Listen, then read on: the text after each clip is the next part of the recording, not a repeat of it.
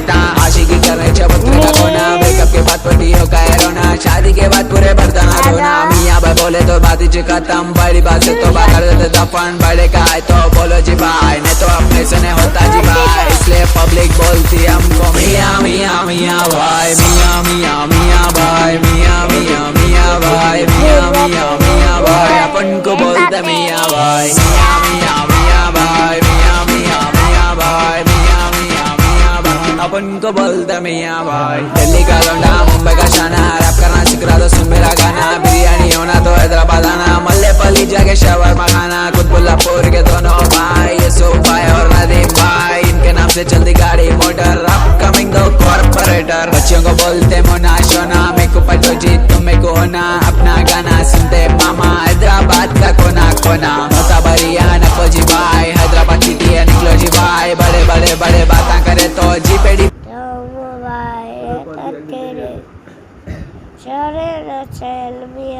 tape দেখো কি করলো টেপ দিল তো টেপটা আমার দিয়া যাক